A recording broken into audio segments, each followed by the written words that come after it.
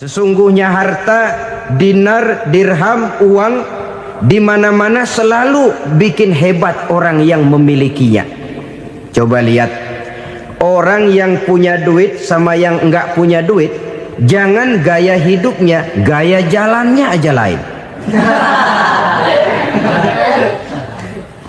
Wahia lisanun liman arada fasahatan, wahia silahun liman arada qitala.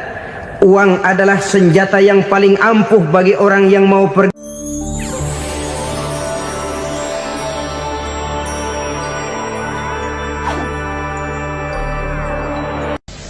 Bapak-bapak, ibu-ibu, saudara-saudara kaum muslimin rahimakumullah. Murai di dahan dan kokok ayam di kandang. Dunia ini penuh dengan berbagai macam kesibukan. Sejak dari petani yang turun ke ladang, pedagang yang berangkat ke pasar, pelajar yang menuju sekolah, sampai kepada pegawai yang berangkat ke kantor, seluruhnya tidak lain untuk mencari sesuatu yang bernama bahagia. Setiap orang menginginkan kebahagiaan, dan tidak seorang pun menginginkan kesengsaraan dalam kehidupan ini.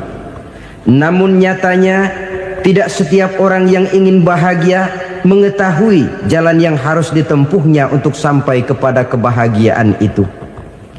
Maka pada kesempatan pertemuan kali ini, saya ingin menyampaikan sebuah hadis dari junjungan kita baginda Nabi besar Muhammad sallallahu alaihi wasallam yang termuat dalam kitab Mukhtarul Ahadits An-Nabawiyah, di mana beliau bersabda, Arba'un min sa'adatil mar'i.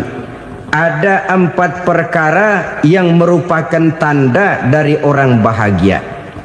Saya mau tanya, di antara saudara-saudara yang hadir di sini, apa ada yang kepengen jadi orang sengsara? Ya. Seluruhnya tentu ingin mendapatkan kebahagiaan. Maka menurut resep dari Nabi kita, tanda orang bahagia itu 4. Jadi kalau saudara ingin bahagia, harus mempunyai 4 perkara ini. Yang pertama, orang bahagia itu kata Nabi, darun wasi'un. Punya rumah biar bagus asal gede. Enak ngaturnya. Daripada sudah punya rumah kecil, adanya di pinggir kali, gubuk, kalau hujan bocor, miring lagi, kiamat. Loh, kalau gitu Islam materialis dong. Hadis ini boleh diartikan dengan makna hakiki, arti yang sebenarnya. Boleh diartikan dengan makna majazi, arti kiasan. Kalau dia diartikan dengan arti kias, maka yang dimaksud darun wasi'un ay qalbun wasi'un. Rumah yang luas tidak lain daripada hati yang lapang. Karena di situ kunci kebahagiaan yang sebenarnya. Walaupun kita cuma tinggal di petak berukuran 2 kali 3 meter, kalau hati kita luas-luas rasanya rumah itu. Tapi biar rumah kita halamannya saja puluhan ribu hektar, ada kolam renangnya, kamar tidurnya tidak lagi terhitung. Kalau hati yang menempati rumah itu sempit, maka akan terasa sempit jugalah rumah itu. Tempat bergantungnya tidak lain adalah hati. Marilah kita mencoba melihat berbagai pandangan orang tentang bahagia ini. Ada orang menyangka bahwa bahagia itu kalau dia mendapatkan harta yang sebanyak-banyaknya. Siapa yang banyak harta, dialah raja. Apa yang dia mau, seluruhnya bisa dibeli. Keamanannya, dia bisa menyewa petugas. Seluruh fasilitas untuk menyenangkan kehidupannya bisa dibeli. Pendeknya, hartalah segala-galanya dalam kehidupan. Sampai ada pepatah mengatakan, innad darahima fil amakini kulliha taksur rijala mahabatan wa jalala. Sesungguhnya harta, dinar, dirham, uang di mana-mana selalu bikin hebat orang yang memilikinya. Coba lihat, orang yang punya duit sama yang enggak punya duit, jangan gaya hidupnya, gaya jalannya aja lain. Wahia lisanun liman arada fasahatan, wahia silahun liman arada qitala. Uang adalah senjata yang paling ampuh bagi orang yang mau pergi perang, dan lidah yang paling fasih bagi orang yang mau bicara. Kalau bicara dengan lidah macet, cobalah bicara dengan harta, lancar. Sampai ada pepatah demikian, segalanya bisa diatur dengan harta. Maka di kalangan orang yang berpandangan semacam itu, seluruh kegiatan hidupnya hanya terfokus kepada bagaimana mengumpulkan harta yang sebanyak-banyaknya. Tidak peduli halal haram, tidak kenal sore pagi siang dan malam, tidak sempat sujud, jauh dari agama, jauh dari kehidupan yang bersifat ruhaniyah, jauh dari Allah dan sebagainya. Sampai dalam Al-Quran dikelompokkan dalam kelompok yang dinamakan lumazah. Allazi jama'a malahu wa'addadah yahsabu anna malahu akhladah. Mereka mengumpul-ngumpulkan harta sebanyak-banyaknya dan menyangka bahwa harta yang banyak itu dapat mengekalkan hidupnya, mengekalkan kekayaannya, mengekalkan kebahagiaannya. Saudara hadirin yang berbahagia, kalau pandangan hidup ini benar, artinya kalau harta memang merupakan satu-satunya hal yang dapat membuat orang bahagia, tentu di rumah mewah tidak akan pernah ada tangis derita. Tentu di satu tempat di mana fasilitas hidup serba menunjang tidak ada yang namanya penderitaan. Tapi suka dan duka, sedih dan gembira, senyum dan tawa adalah milik setiap orang, baik dia punya harta maupun dia tidak punya harta. Nyatalah bahwa harta semata-mata bukan merupakan jaminan bahwa orang akan bahagia, walaupun tanpa harta orang sulit untuk bahagia.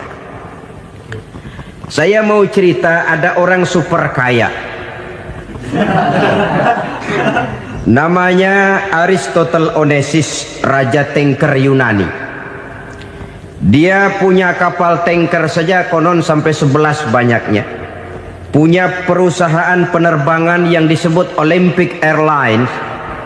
Punya hotel di berbagai kota besar di dunia ini, sejak dari New York, London, Paris, Rome dan sebagainya. Bahkan punya pulau yang dia namakan Pulau Scorpio. Ini kan namanya sudah kaya nggak tanggung-tanggung, punya pulau.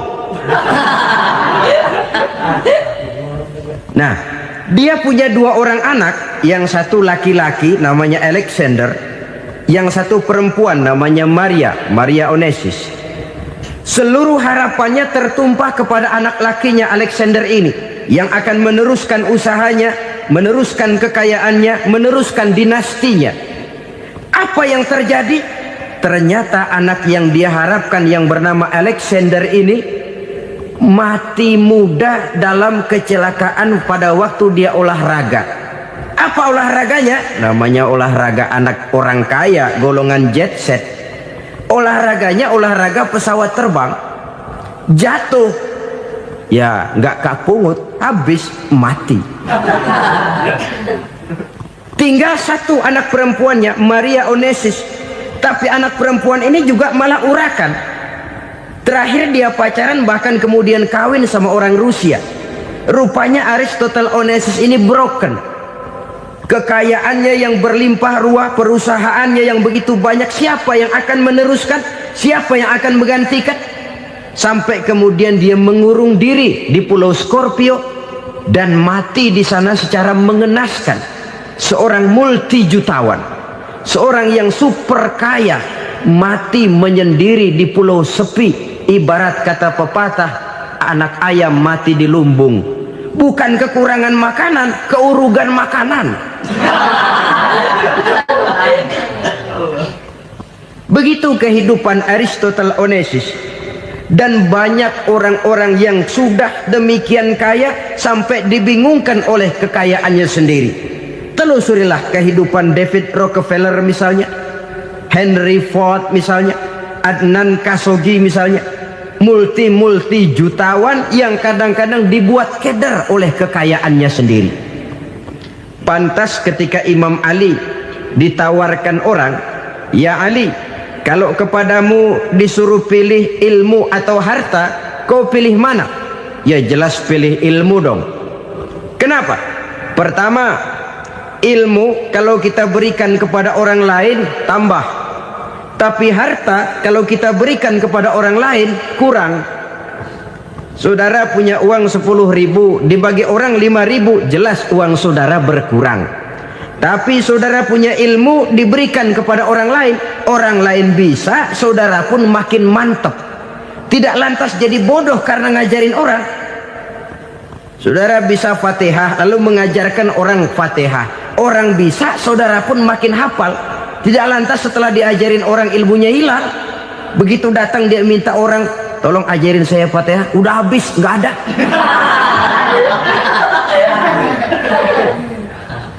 Yang kedua kata Imam Ali, ilmu menjaga kita. Kalau harta kita yang harus jaga. Makin banyak ilmu makin terpelihara diri seharusnya. Tetapi makin banyak harta makin bingung kita jaganya. Sampai kadang-kadang kalau perlu seluruh keliling rumah dipasangi alarm. Belum cukup disewakan anjing besar-besar, pasang di depan pintu, awas anjing galak. Masih belum cukup juga cari centeng tukang-tukang kepruk jaga rumah. Masih terasa belum aman, padahal rumahnya dikelilingi tembok besar. Di balik tembok ada pintu-pintunya tebal. Di balik pintu itu terbuka masuk kamar, kamar pun ada pintunya, pintunya pun kuat. Masuk ke dalam kamar ada lemari, lemarinya pun pintunya kuat, dikunci, kuncinya pun kuat.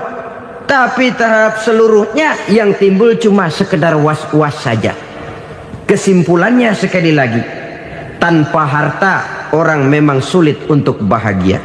Tapi harta semata-mata tidak merupakan jaminan orang akan bahagia. Dengan hati yang luas, itu modal utama untuk mencapai kebahagiaan hidup.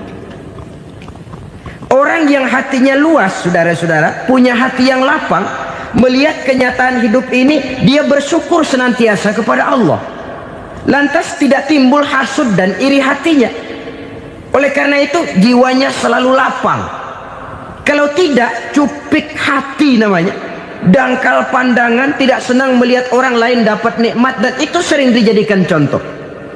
Kalau orang yang lapang dada, dia lihat tetangganya beli TV baru, dia berkata, "Alhamdulillah ya, tetangga kita beli TV, mudah-mudahan kita bisa ikut nonton." Lapang dadanya. Tapi orang yang sempit hati, lihat tetangga beli televisi, meriang. Enggak diapa-apain, meriang. Besoknya dengar tetangga beli motor, makin sakit, ke rumah sakit. Lalu di rumah sakit dengar tetangganya beli mobil, mati. Disiksa oleh perasaannya sendiri. Orang kalau hati sudah sempit dalam hidup, kemanapun dia pergi, sempit rasanya medan kehidupannya. Kemudian kita melihat juga ada orang yang menilai bahwa bahagia itu katanya kalau punya kedudukan yang tinggi, pangkat yang agung, wibawa yang besar. Mungkin betul, tapi mungkin juga tidak. Bergantung kepada hati orang yang punya pangkat itu. Sama dengan harta tadi. Harta akan membawa bahagia kalau dia jatuh ke tangan orang yang berhati lapang. Tapi harta akan jadi bencana kalau jatuh ke tangan hati orang yang sempit. Pangkat akan membawa bahaya kalau jatuh di tangan hati orang yang sempit. Lebih dari itu, kenyataan mengajarkan kepada kita bahwa ternyata pangkat dan jabatan tidak selamanya memberikan kebahagiaan dalam kehidupan. Bahkan resikonya kelewat besar. Beberapa bukti kita bisa ambil dari para pemimpin dunia yang menjadi korban lantaran pangkat dan jabatan yang disandangnya. Saudara ingat Presiden Abraham Lincoln dan John Kennedy dari Amerika? Dibunuh orang. Park Chung-hee dari Korea Selatan Ziaur Rahman dari Bangladesh, Anwar Sadat dari Mesir, terakhir Indira Gandhi dari India, menjadi korban dari pangkat dan jabatan yang disandangnya dari orang-orang yang tidak senang dia memegang jabatan itu. Dia akan mudah mengundang bencana, sehingga pantas kalau seorang presiden terkemuka Amerika, Harry Truman namanya, dia mengatakan jabatan presiden itu, kata dia, seperti orang nunggang macan, naik macan, harus kita taiki, kalau enggak dia bakal nerekam kita, ngeri katanya.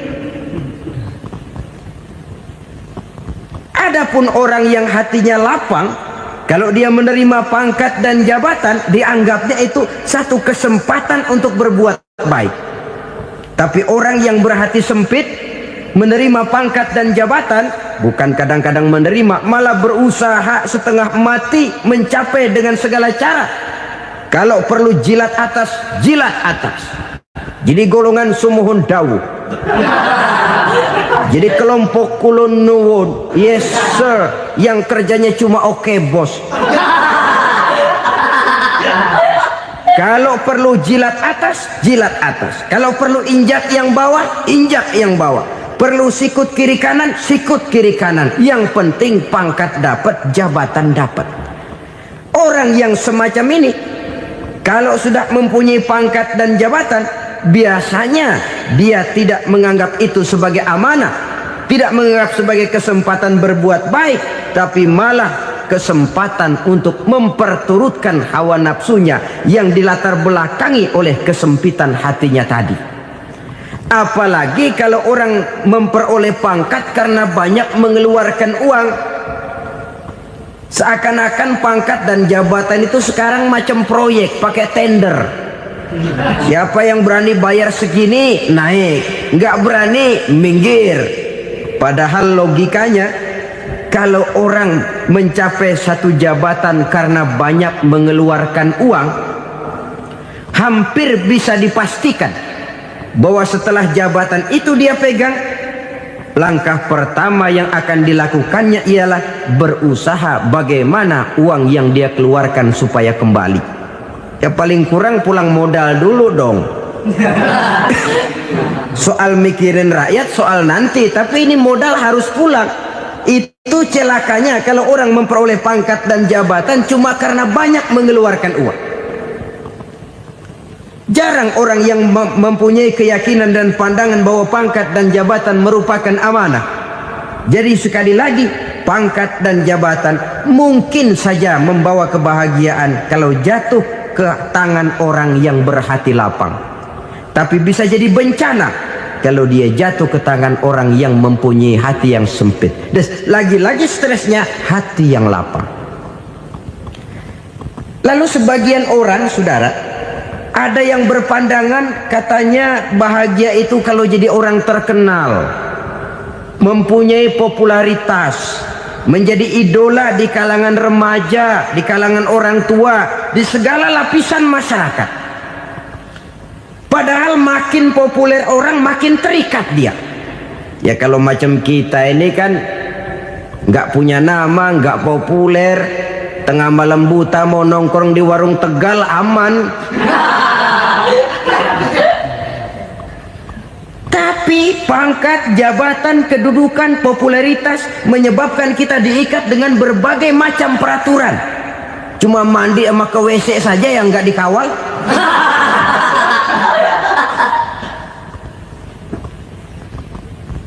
Benarkah popularitas, ketenaran membawa kebahagiaan? Mungkin ya, tapi mungkin juga tidak. Kenapa? Banyak orang-orang populer yang mengakhiri hidupnya secara tragis. Kita ambil beberapa nama. Di Amerika tahun 60-an ada bintang seksi paling terkenal yang dijuluki sex bomb, bom seks. Sampai sekarang jadi legenda, namanya Marilyn Monroe. Singkatan doublenya itu inisialnya MM, Marilyn Monroe. Terkenal top sampai dia mati tahun 62, namanya sekarang masih saja dibicarakan orang. Kenapa dia bunuh diri? Tidak punya hartakah dia? Banyak. Kurang populerkah dia? Seluruh dunia mengenalnya. Sejak rakyat kecil sampai pejabat tinggi dia punya hubungan. Kenapa? Jenuh. Dia terlahir dalam keadaan yatim. Setelah itu tidak lama dia berangkat remaja, ibunya meninggal. Pindah dari wanita asuh ke wanita asuh sampai 12 orang ibu angkatnya. Dan kekecewaan yang paling parah, setiap laki-laki yang dekat dengannya hanya seperti kapal berlabuh. Datang dan pergi silih berganti. Padahal dia merindukan seseorang yang bisa melindungi hidupnya. Dia rindukan itu dan dia tidak pernah menemukan. Itu yang akhirnya menyebabkan dia minum pil tidur kelewat dosis. Minum obat tidur kebanyakan. Ya tidur terus sampai sekarang.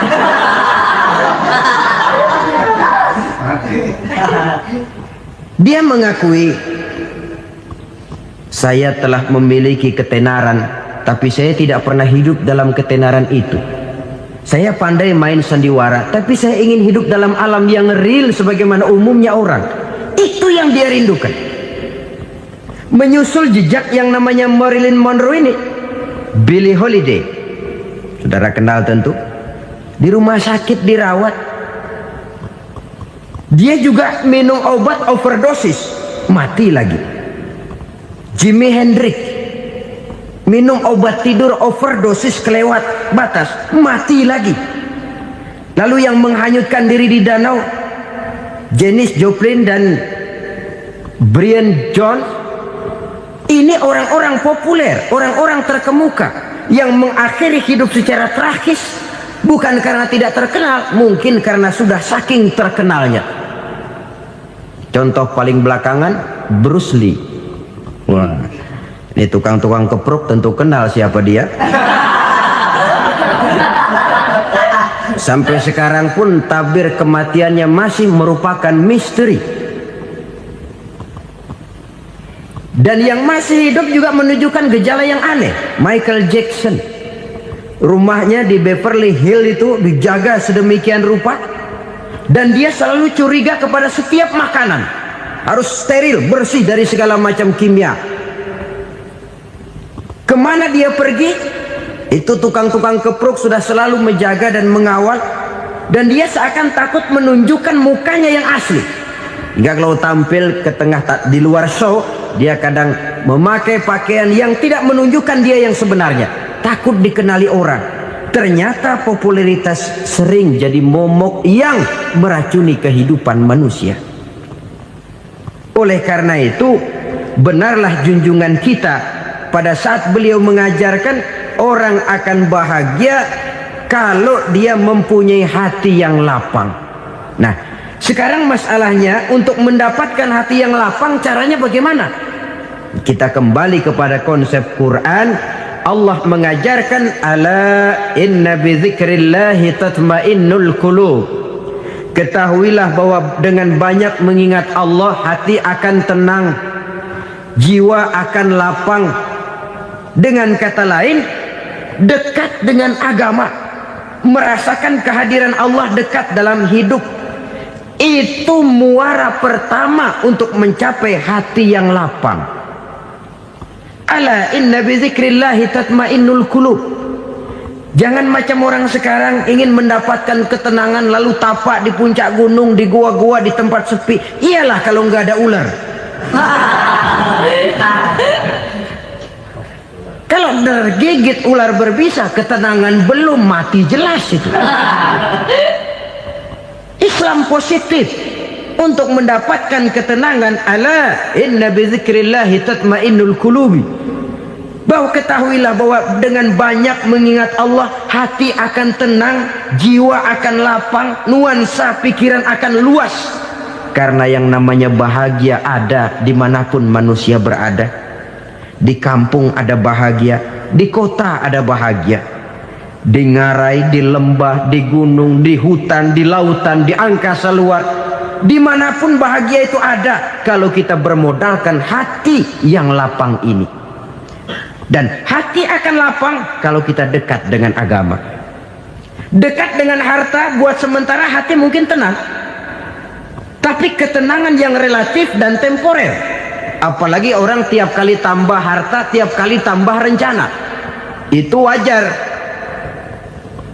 Mungkin sebelumnya saudara berpikir, kalau punya duit 5.000 enak nih. Begitu punya duit 5.000, aduh sayang kalau 10.000 aja. Tiap kali tambah harta, tiap kali lain rencana. Makin banyak rencana, makin menjauhkan kita dari yang namanya ketenangan. Padahal ketenangan merupakan unsur utama untuk mencapai bahagia. Dan ketenangan itu bermuara dalam hati manusia. Tengoklah kehidupan ini. Orang yang banyak harta dengan orang miskin, berbedakah rasa sakit yang mereka tanggungkan? Rasanya tidak. Walaupun si kaya tidur di kasur empuk berselimutkan sutra mahal, sementara si miskin meringkuk di balai bambu yang keras dan kasar. Apabila maut datang, dia juga tidak pernah pilih bulu. Maut datang menjemput si kaya di singgasana keemasannya, dikelilingi oleh para pengasuh, dayang dan inang serta para pengawal. Dan maut pun datang menjemput si miskin papa, sehingga ia tergelepar di tepian jalan. Kedua-duanya bernama mati. Kalau nyata bahwa sakit yang ditanggung si kaya tidak beda dengan sakit yang ditanggung si miskin, bukan harta semata yang membuat orang bahagia. Hati yang tenang, jiwa yang lapang penuh kedamaian, karena banyak berzikir dan mengingat Allah, itu merupakan modal utama untuk mencapai sesuatu yang bernama bahagia.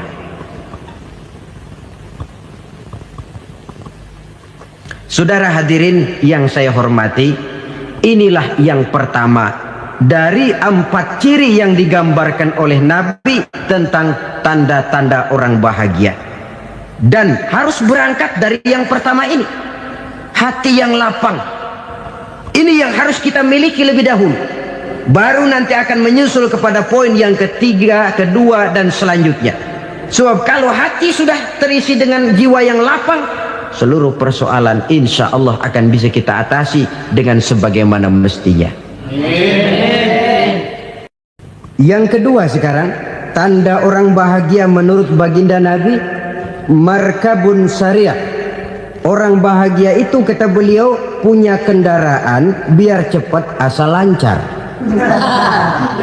Artinya kemana dia mau pergi mudah. Apa maksud hadis ini? Kalau kita kaji lebih dalam, kendaraan itu kan alat transportasi. Transportasi tidak lain adalah usaha memudahkan komunikasi. Pindah dari situ kepada teori bahwa manusia adalah zon political, makhluk bermasyarakat yang tidak bisa memenuhi kebutuhan hidupnya secara sendirian. Kita memerlukan keberadaan orang lain dalam kehidupan ini. Untuk memakai baju saja kita sudah perlukan petani yang tanam kapas, pabrik yang memintal kapas jadi benang, pabrik yang menenun benang jadi kain, sampai kepada mesin jahit, sampai kepada tukang jahit. Itu cuma untuk memakai pakaian saja. Tidak seorang pun di antara kita yang sanggup memenuhi kebutuhan hidupnya secara sendiri. Kita perlu orang lain. Maka kebebasan dalam arti mutlak, kebebasan tanpa batas, itu tidak mungkin ada dalam kehidupan. Karena kita mengadakan yang disebut interaksi sosial. Setiap kegiatan kita tentu melibatkan orang lain. Menurut kita barangkali kita bebas jalan di jalan raya semaunya, tapi orang lain berkendaraan pun merasa bahwa ini ada juga jalan haknya, dan begitu selanjutnya. Oleh karena itu, maksud dari kendaraan yang cepat ini adalah khulata'uhu ma'as solihin. Lingkungan pergaulannya terdiri dari orang-orang soleh. Pergaulannya luas. Kemana dia pergi ada temannya. Kesulitannya ada tempat dia cerita. Dan kesulitan kalau sudah diceritakan kepada orang lain, taruh kata orang itu tidak bisa menolong, namun menceritakannya kepada orang yang kita percayai, kan paling kurang sudah mengurangi beban jiwa. mengurangi tanggungan batin, merasa masih ada tempat kita cerita. Maka lebih baik orang awam yang mau bergaul ketimbang orang setengah alim tapi ngunci pintu. Sebab nantinya akan timbul sikap picik, cupik pandangan, dan tidak luas menghadapi kenyataan dalam kehidupan ini. Namun yang harus kita garis bawahi, pergaulan memang mesti luas. Namun jangan sekali-kali lupa bahwa pergaulan sangat besar pengaruhnya dalam ikut membentuk kepribadian manusia. Sehari-hari bisa kita bilang, kalau kita dekat sama tukang minyak wangi, sekalipun nggak dibagi minyaknya, baunya tentu dapat. Betul? Tapi dekat sama tukang elas, walaupun nggak kena apinya, asapnya mesti kena. Kalau Syauqi mengatakan lebih jelas lagi, man asyaral asyrafa asa musyarrafan wa muasyiral anzali ghairu musyarrafin. Awalam taral jildal hakira muqabbalan bisagri lamma sara jildal mushaf. Siapa yang bergaul dengan orang mulia, dia bakal ikut menjadi mulia. Tapi siapa yang berteman dengan orang hina, dia tidak bakal ikut menjadi mulia. Tidakkah kau lihat, kata Syauqi, kulit kambing yang hina pun dicium orang ketika menjadi kantong Quran. Kulit kambing hina, kalau dia sendirian gak ada yang mau cium. Tapi begitu dia bergaul dengan Quran, menjadi kantong Quran, dipakein minyak wangi, ditaruh di tempat yang tinggi, mau diambil dicium dulu, dibawa dengan penuh hormat dan hati-hati. Kulit kambing yang hina lantaran berteman dengan Quran, numpang mujur. Tapi coba lihat kalau kulit kambing berteman dengan kayu, jadi beduk, habis. Zohor dikemplang, asar dipukul. Itu pun sedikit saja, cuma salah milih teman. Yang temannya Quran dihormati orang, yang temannya kayu lantaran jadi beduk, gelap-gelap subuh orang udah kemplangin.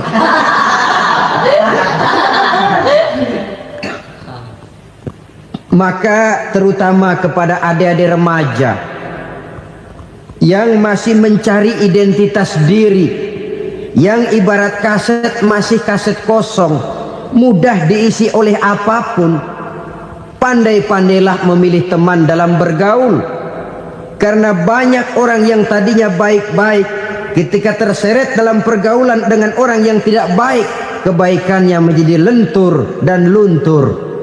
Tapi berapa banyak bajingan-bajingan tengik, orang-orang yang berlumur noda dan dosa, tiap hari melakukan maksiat, namun bergaul dengan orang yang baik-baik, pada akhirnya sedikit demi sedikit beringsut dan berangsur dia terbiasa mengikuti kebaikan-kebaikan.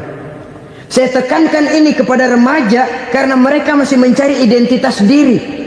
Apa yang mereka lihat mereka mau, apa yang mereka dengar mereka ingin tahu. Coba lihat kehidupan remaja.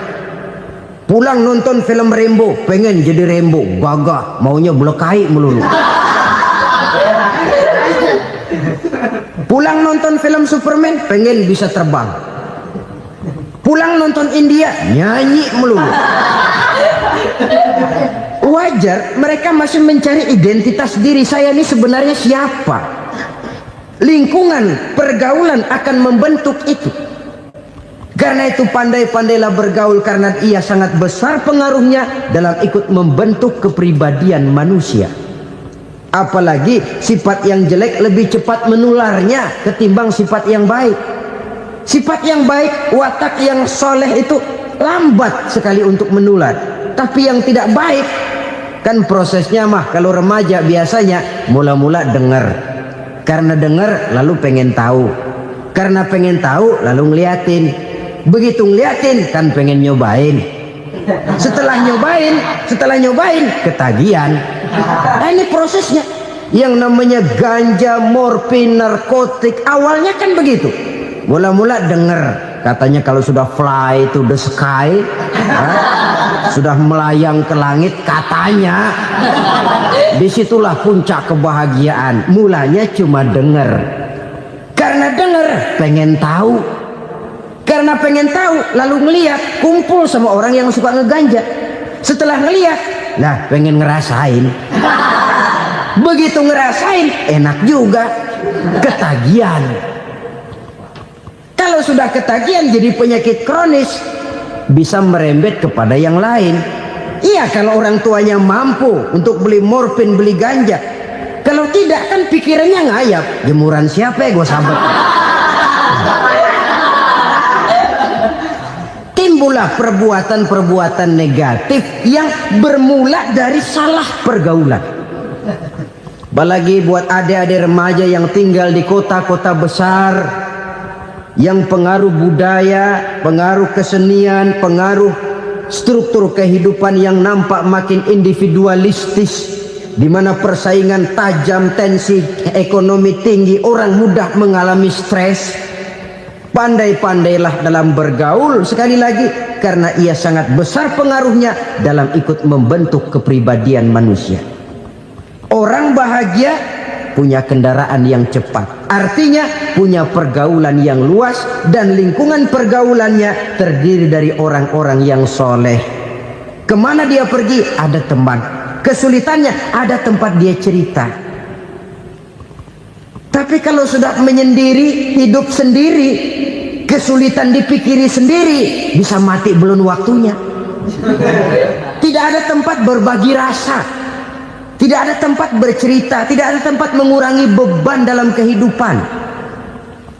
Pantas betul kalau Islam sangat menggalakkan dan menganjurkan orang kalau sudah sampai waktunya itu untuk melangsungkan nikah. Kata Nabi, ya ma'syaras syabab man istata'a minkumul ba'at falyatazawwaj. Hai para pemuda, kalau sudah mampu memberi nafkah, kawinlah, nikahlah kamu. Kenapa? Sudah ada teman hidup, tempat berbagi rasa. Kesulitan kalau ada tempat cerita akan lebih ringan ketimbang kita telan sendiri, walaupun bobot kesulitannya sama beratnya. Saudara-saudara kaum muslimin rahimakumullah, inilah ciri yang kedua, punya kendaraan biar cepat asal lancar. Kemana kita mau pergi gampang. Dengan kata lain, setelah hati yang luas, pergaulan yang luas. Dua. Yang ketiga sekarang, tanda orang bahagia itu menurut Nabi, misbahun mudhi'un, punya lampu yang terang. Oh, itu enggak problem. Sekarang sudah zamannya listrik masuk desa, Pak. Lampu sudah terang semua. Betul, kalau itu yang dimaksud. Tapi tidak cuma itu. Karena lampu yang dimaksud di sini, lampu yang akan menerangi seluruh perjalanan hidup. Dan perjalanan hidup itu sudah dimulai sejak kita terlahir ke alam ini, sampai masuk ke alam barzah, kumpul di padang mahsyar, sampai ke akhirat. Lampu yang menerangi itu yang diperlukan. Kalau lampu, katakanlah yang paling top sekarang kan lampu jenis Mercury. Taruhlah itu di rumah kita, dia cuma menerangi rumah kita, menerangi hati pun tidak sanggup. Bila kita masuk ke alam barzah, alam kubur, sanggupkah si Mercury yang begitu terang menerangi alam barzah kita? Tidak sanggup lagi. Sanggupkah lampu yang ratusan watt, bahkan puluhan ribu watt menerangi kehidupan di padang mahsyar? Tidak akan sanggup lagi. Kalau demikian, yang dimaksud lampu yang terang di sini apa? Tidak lain amal soleh, kebajikan yang kita lakukan dalam hidup. Itu yang akan jadi lampu penerang. Di dunia nama kita akan terang. Jasad kita boleh hancur terkubur tanah, tapi nama kita akan dikenang orang. Begitulah kalau orang meninggalkan kebajikan dalam hidup seperti sekarang. Ribuan orang tiap saat berziarah ke kubur Imam Syafi'i, ke kubur Imam Malik, ke kubur Imam Ghazali, ke kubur orang yang baik-baik, orang yang soleh-soleh. Kebajikannya yang ditinggalkan, yang mengukir namanya dengan tinta emas, sehingga saudara sudah terbaring di alam kubur. Orang lewat, Allah, ini kuburannya Fulan bin Fulan, dulu ini kebaikannya Masya Allah, saya ikut merasakan. Mari kita mampir sebentar, kita Fatihah, mohon disampaikan Allah pahalanya kepada almarhum. Al-Fatihah. Itu kalau orang baik-baik. Lalu saudara tanya, Pak, orang mati dikirimin Fatihah apa nyampe pahalanya? Saya jawab, kalau saudara nggak percaya, mati dulu dah. Nanti saya Fatihahin, tungguin di sana. Umpama nggak sampai, balik lagi kemari. Sekarang ini kan maunya otak-otakan saja. Kalau nggak masuk otak, nggak percaya. Padahal alam gaib itu nggak bisa diotak-otakin. Sama saja dengan saudara pernah dengar cerita kapal tanpa emas tenggelam kan? Pernah nggak? Di mana? Ya, di laut Masalembo. Begitu ketampo emas tenggelam, ratusan penumpang itu terjun ke laut, dipermainkan gelombang, berjuang menghadapi maut itu. Orang lagi timbul tenggelam di lautan, dihantam ombak, kita tengokin pakai helikopter. Pak, lagi timbul tenggelam ya? Iya, tolongin. Jangan khawatir Pak, nih saya kirim intan Pak, harganya 10 juta. Kira-kira orang yang timbul tenggelam di laut seneng nggak? Ya. Kan mahal toh intan 10 juta. Kenapa dia nggak senang? Karena intan 10 juta dalam kondisi seperti itu tidak sanggup menyelamatkan dia. Dia akan girang kalau dikirimin ban mobil bekas, dikirimin papan terentang atau bambu. Intan yang 10 juta dia nggak girang. Ban mobil bekas yang 1000 perak, tuh pegang, itu yang dia girang betul. Inilah sebabnya Nabi berkata, mal mayyitu fi qabrihi illa kal ghariqil mutaghawwis. Orang yang meninggal di alam kuburnya seperti orang timbul tenggelam di lautan. Yantaziru da'watan min ahli, menunggu doa dari keluarganya yang masih hidup. Duh, bapak saya sudah meninggal, saya sayang benar sama dia. Kirimin kulkas ke kuburannya Itu sama saja dengan tadi orang tenggelam di lautan dikirimi intan yang harganya 10 juta, ndak sampai. Begitulah kalau kebajikan yang kita tinggalkan dalam hidup, sudah mati pun kubur kita masih diziarahi orang. Tapi kalau jahat yang kita tinggalkan, boro-boro lah orang mau doa lewat dekat kuburan kita juga serem. Tuh bajingan no, dulu mati dipendem di situ tuh. Jangan lewat situ, ntar kesurupan, jangan. Lewat saja orang ngeri. Konon lagi membacakan Fatihah dan mengirimkan doa. Hidup pada hakikatnya adalah kesempatan untuk berbuat baik. Maka sekali kesempatan itu diberikan, manfaatkan dengan sebaiknya. Sebab kesempatan kedua tidak akan pernah ada. Kesempatan berbuat baik di sini, di akhirat sudah pembalasan namanya. Sekali kesempatan itu dicabut, dia tidak akan pernah dikembalikan lagi. Kata Iqbal, hidup tidak mundur ke belakang, Bung. Berhenti diinjak orang, mundur hancur. Tidak ada kata mundur dalam hidup ini. Berhenti diinjak orang, mundur kecebur. Tidak ada kata lain, harus maju dalam kehidupan dalam artian yang positif. Hidup adalah kesempatan untuk mengumpulkan kebajikan yang sebanyak-banyaknya. Di situ nilai daripada manusia. Sekarang ini memang nggak kelihatan kok, orang yang banyak pahala sama yang banyak dosa nggak kelihatan kok. Barangkali kalau habis bikin dosa palanya pada benjol, mungkin orang takut sama dosa. Tapi sekarang sama saja, orang yang banyak dosa dengan yang nggak banyak dosa jalan bareng dari belakang, sama, nggak kelihatan beda. Tapi ada waktunya di mana pahala memegang peranan, di mana dosa diperlihatkan. Sama saja kalau kita bawa mobil siang, lampu kan nggak begitu berfungsi. Apa lalu bilang, alah ini lampu berat-beratin, copot-copotin aja dah. Tidak perlu begitu. Kenapa? Pada suatu saat malam senja akan datang. Bila matahari terbenam, senja pun datang, gelap mulai merayap, disitulah baru terasa perlunya lampu. Pahala begitu. Sekarang orang yang nggak ada pahalanya nggak kelihatan dalam kehidupan. Tapi pada suatu saat senja kehidupan akan datang. Ajal merenggut nyawa, malam merayap, dan hidup mulai diliputi kegelapan di alam barzah. Dikala itu kalau nggak punya lampu, alangkah malangnya kita. Sebab amal yang baik, kata Nabi, di alam barzah itu akan diciptakan menjadi perempuan yang cantik menemani kita. Amal yang jahat akan menjadi orang yang paling jelek nemenin kita. Sudah di tempat gelap yang nemenin jelek.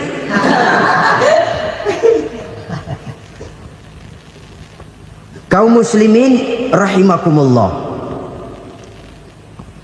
Kalau demikian masalahnya, tergantunglah kita pandai memanfaatkan waktu. Al-waktu kasayf. Waktu itu cepat sekali. Yang namanya waktu itu tahu-tahu.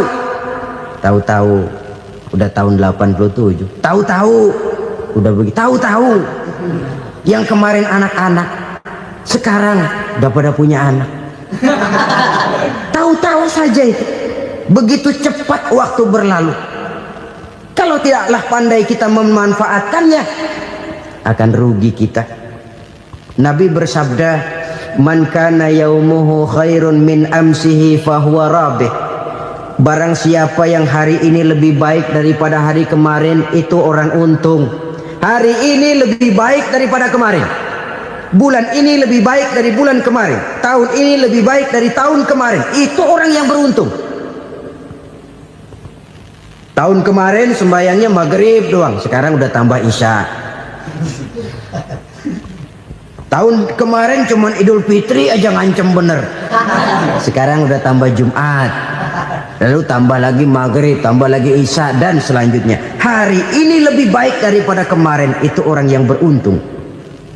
Wa man kana yaumuhu mislu amsihi fahuwa khasir. Lalu barang siapa yang hari ini sama saja dengan hari kemarin, itu orang rugi. Hari ini sama dengan kemarin, rugi itu. Bulan ini begitu, bulan kemarin begitu, tahun ini begitu, tahun lalu juga begitu. Rugi itu orang. Rugi apa? Rugi umur. Umur tambah, amalan gak pernah tambah. Dan saya pikir lebih merupakan azab ketimbang nikmat kalau orang dikasih panjang umur cuma untuk numpuk dosa. Mending mana? Panjang umur banyak dosa sama pendek umur dikit dosa? Mending mana? Mending mana? Ya, paling mending tentu panjang umur banyak pahala. Tapi kalau tidak, sekali lagi, lebih merupakan azab ketimbang nikmat kalau orang diberikan panjang umur tapi cuma untuk sekedar menumpuk dosa. Kehilangan kesadaran bahwa dunia bukan terminal akhir dari satu perjalanan. Dia cuma halte di mana kita berhenti sebentar untuk menuju kepada terminal yang hakiki. Saudara-saudara kaum muslimin rahimakumullah, inilah lampu yang akan menerangi kehidupan. Amal yang kita lakukan di dalam kehidupan. Jadi yang dimaksud dengan lampu yang terang, kebajikan yang kita kerjakan dalam hidup. Nah, setiap orang di awal tadi saya bilang ingin bahagia. Bahagia itu kan hakikatnya kumpulan senang dan selamat. Senang, selamat. Apa bedanya? Senang tapi tidak selamat, nggak bahagia. Selamat tapi nggak senang, nggak bahagia orang. Contoh, kalau orang korupsi, duitnya banyak, senang dia, tapi keselamatannya. Ada tentara baris di samping rumahnya udah bingung, padahal tentara latihan. Tentara cuma latihan, dia bingung. Senang, tapi karena keselamatannya tidak terjamin, dia tidak bahagia. Sebaliknya pegawai negeri jujur benar, cuma segaji-gajinya, selamat nggak korupsi tapi melarat, ya nggak bahagia juga, kurang senang. Kesenangan dan keselamatan untuk dunia saja, ya sekali lagi, kalau cuma sekedar untuk dunia saja, bisa dibeli pakai uang, bisa dibeli pakai uang. Saudara ingin selamat, bisa dibeli pakai uang. Saudara ingin senang, bisa dibeli dengan uang. Tapi setelah mati masuk ke alam barzah, habis kekuasaan uang. Nggak bisa lagi beli keselamatan pakai uang, tidak mungkin lagi membeli kesenangan dengan uang. Di situ pahala yang megang peranan. Makin banyak pahala, makin banyak saham untuk membeli kesenangan dan keselamatan, untuk memperoleh yang namanya bahagia.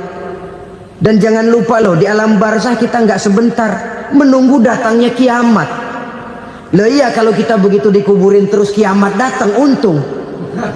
Tapi kalau masih harus 1000, 2000, puluhan ribu tahun yang akan datang dalam satu penantian yang begitu lama, tanpa saham untuk memperoleh kebahagiaan. Satu kemalangan yang tidak ada pernah putus-putusnya. Janganlah tergelincir oleh kebahagiaan sebentar yang menipu dengan mengorbankan kebahagiaan hakiki yang berjangka panjang. Apa artinya senyum sejenak kalau harus ditebus dengan tangis seumur hidup? Biarlah kita minum jamu, pahit memang, getir memang, tapi kan besok badan sehat. Daripada sekarang minum sirup, manis memang, enak memang, tapi bibir pada jontor besoknya. Sirawan, batuk, nggak karu-karuan. Banyak orang tertipu oleh kesenangan yang sebentar. Padahal laisa kullu ma yalma'u zahaban. Belum tentu semua yang berkilat itu emas.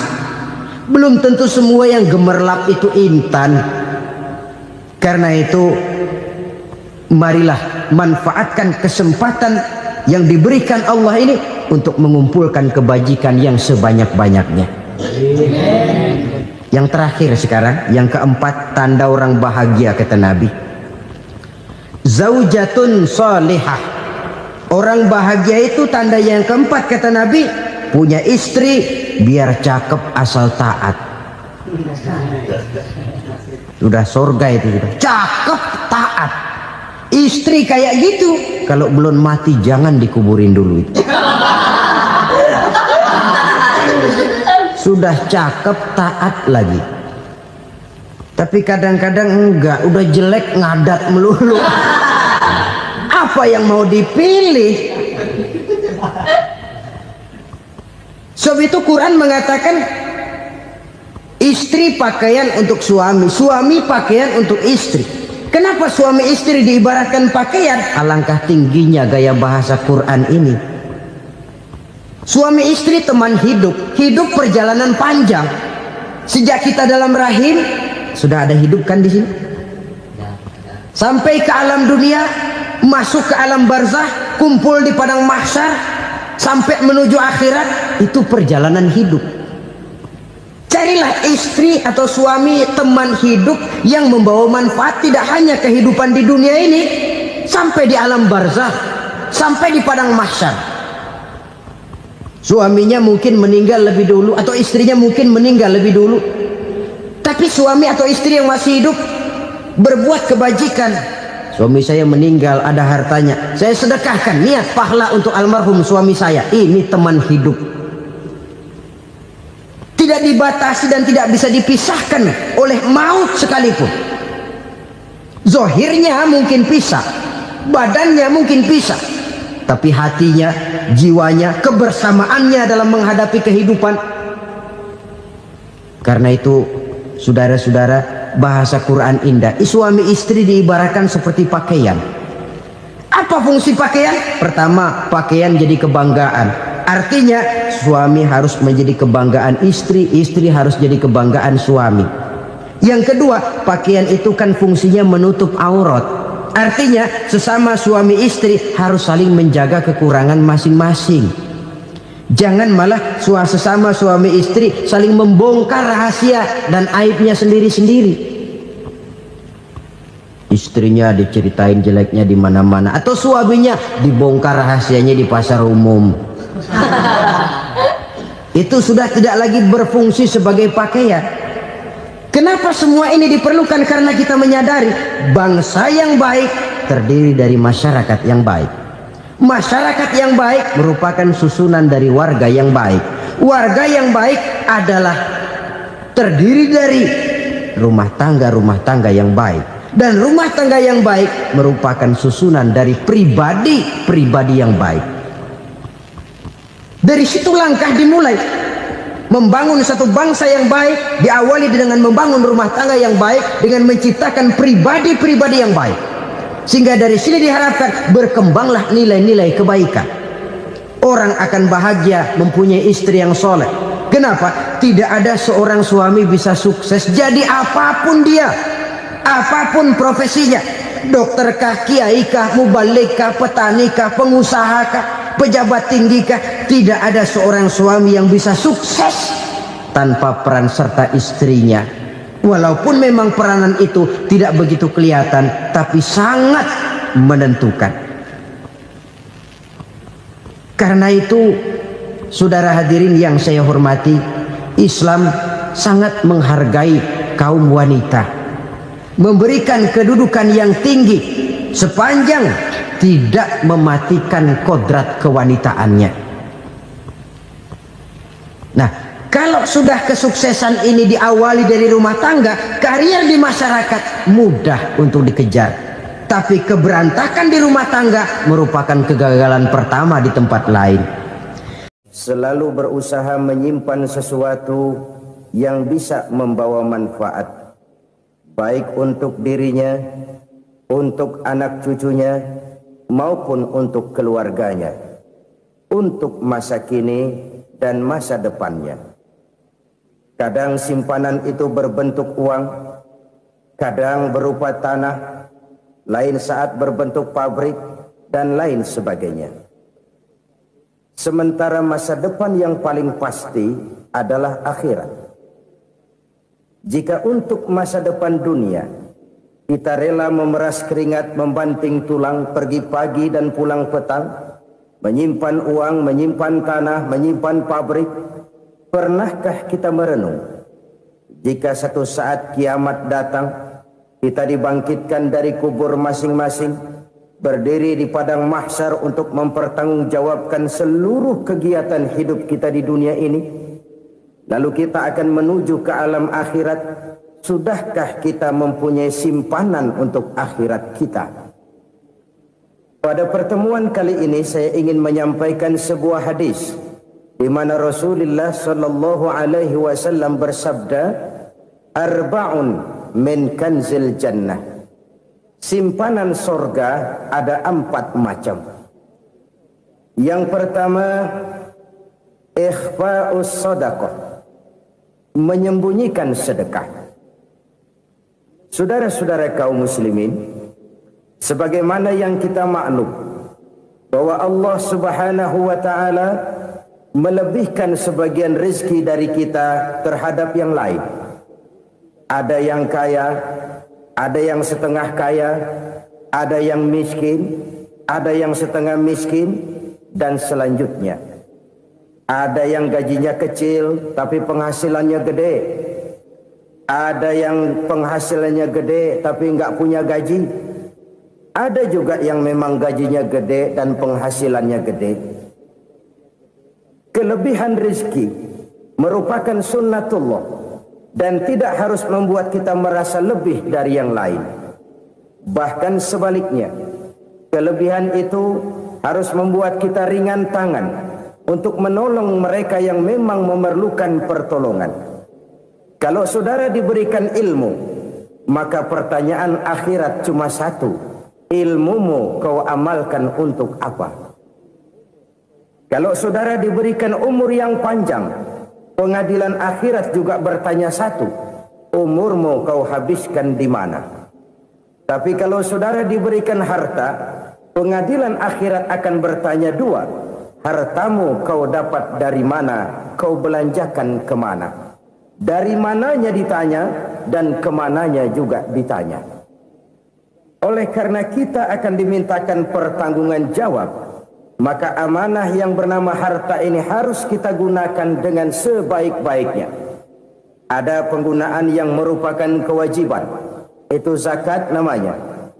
Ada penggunaan yang sewaktu-waktu, itu infak namanya. Ada yang lebih sewaktu-waktu lagi, dan itu sedekah namanya. Zakat dia terikat oleh haul dan nisab, oleh putaran batas waktu dan ukuran dari harta itu sendiri. Sedangkan infak terikat oleh situasi dan kondisi perekonomian seseorang. Sedangkan sedekah tidak terikat dengan apapun. Dalam kondisi seperti apapun kita bisa melakukan sedekah dengan yang terkecil sekalipun. Sampai-sampai Rasulullah sallallahu alaihi wasallam mengajarkan, la tahqiranna minal ma'rufi syai'an walau an talqa akhaka biwajhin talik.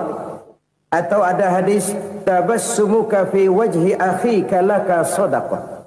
Senyumanmu kepada temanmu adalah sedekah. Jadi untuk melakukan sedekah tidak harus dalam berbentuk uang. Dengan ilmu kita bisa sedekah, dengan tenaga kita bisa bersedekah, dengan pikiran kita bisa bersedekah, bahkan senyum kepada teman itu pun sedekah. Jadi kalau sedekah dengan uang memang belum punya uang, nyengir aja banyakin. Itu asal pada tempatnya, jangan lalu ketemu tiang listrik cengengesan. Tentu tidak pada tempatnya dan tidak wajar. Nah, sedekah yang paling dicintai Allah adalah sedekah yang disembunyikan. Artinya jauh dari sifat riya. Kan kadang-kadang ada orang sedekah itu disebutkan namanya. Apa tidak bagus? Kalau memang niatnya ikhlas, ya bagus-bagus saja. Untuk memberikan sugesti kepada yang lain. Di Fulan bin Fulan nyumbang sekian, diumumkan. Boleh kalau niatnya untuk memberikan rangsangan kepada yang lain supaya dia menyumbang lebih besar dari orang tadi. Tapi kalau itu mendatangkan riya, maka sedekah yang paling dicintai Allah adalah sedekah yang disembunyikan. Tangan kiri saja tidak tahu apa yang diberikan oleh tangan kanan. Sedekah yang dilakukan dengan ikhlas akan merupakan perbendaharaan surga, tersembunyi dari pandangan orang lain, tidak seorang pun tahu. Karena memang sikap yang baik adalah melupakan kebaikan dan mengingat kesalahan. Itu salah satu ciri orang bahagia. Orang yang selalu mengingat kesalahannya dan berusaha melupakan segala kebaikannya. Kalau dia akan berada kebaikan, dia tidak bisa ikut, dia merasa rugi karena dia merasa belum pernah berbuat baik. Tapi kalau akan melakukan kesalahan baru, dia ingat kesalahan yang sudah-sudah, sehingga terhalang baginya untuk melakukan satu kesalahan baru. Demikianlah saudara-saudara, bahwa Allah melebihkan rizki sebagian kita dari yang lain, agar terjadi tolong-menolong dalam kehidupan ini. Jadi kesenjangan yang nature, kesenjangan yang alami itu sunnatullah. Ada yang kaya, ada yang miskin, ada yang kelas menengah. Nah, kenapa lalu sekarang kita berusaha mengentaskan kemiskinan? Oleh karena adanya kesenjangan struktural. Kalau yang kaya bisa semakin kaya, kenapa yang miskin tidak bisa naik jadi ikut sedikit kaya? Sebab pada dasarnya Islam adalah agama yang sejak turunnya sudah berupaya memerangi kemiskinan. Bahkan dikatakan kemiskinan itu mendekatkan kepada kekufuran. Orang kalau miskin udah dekat banget sama kafir. Gampang menjadi kafir. Berapa banyak saudara-saudara kita yang oleh karena soal perut, oleh karena soal materi, terpaksa meninggalkan dan menanggalkan akidahnya. Menjual petunjuk yang diberikan Allah dengan kesenangan dunia yang cuma sebentar ini. Na'udzubillah, thumma na'udzubillah.